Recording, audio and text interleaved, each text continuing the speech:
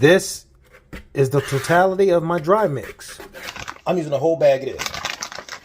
See that? This is going to be my wet mix.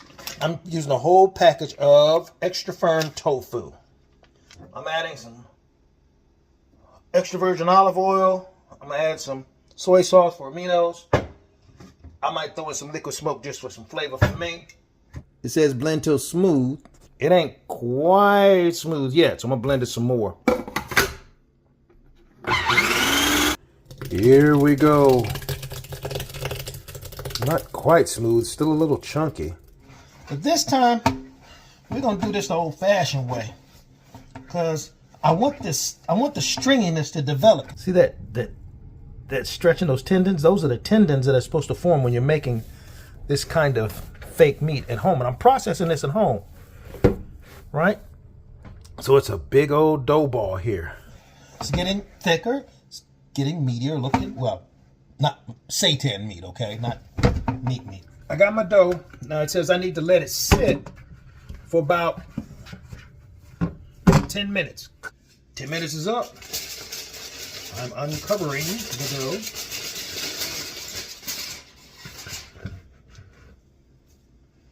Here it is. So I got to divide it up into 4 equal pieces. Boom, boom. And then wrap each one up. The formula says tightly. I'll just cut this like this. Just cut this in 4. Oh man, it is. The gluten is. So we are seeing the gluten. See the texture here?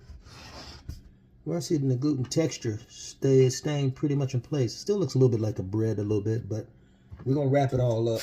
I'm gonna wrap it tightly, make it right.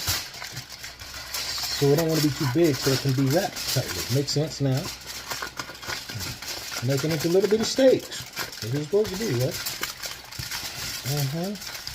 And I'm gonna round it out as I roll it. Roll it. Then I'm gonna tighten this on this end here thoroughly, because you want to take all air pockets out of it. Okay, that's what it said. Make sure you don't have any air pocket. Wrap it up tightly. So here we have 4 loaves. All right, so I've got my oven already preheated at 350. I got my rack here. I'll take my 4 neatly wrapped packages of seitan. Ta-da! All right, time's up. Be careful, always think safety, right? Ooh, it's smoking. We're gonna let them cool on the counter, and then after that, put them in the refrigerator, let them cool overnight, and then tomorrow morning, we'll unwrap them, slice them, and see what kind of texture we come up with. Easy peasy. Well, it's the next day, and here we go. So we unwrap it, and what we did was, remember, we let it cool on the counter first, then we put it in the refrigerator and let it cool overnight, and now, here's what it looks like now.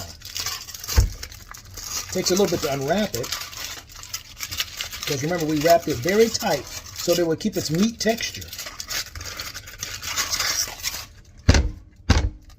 Look at that. See that? Let's see what it looks like. Oh, it's got a very thick texture. Just like lunch meat. Look at that. And I stir-fried it here. Put a little hot sauce on it. And it chews like lunch meat. It cooks really well. I think it works well with stir fry, but it's a little bit dry. But I could see dipping it and let it stay in some moisture or some water for a little short period of time, giving it just a little more moisture. But still, the texture of this one is really the best that I've had since I've been making seitan. So there you have it, the ultimate seitan recipe. This would go really well with some crackers, Ritz crackers, I think. It's a little sausage link. Thumbs up.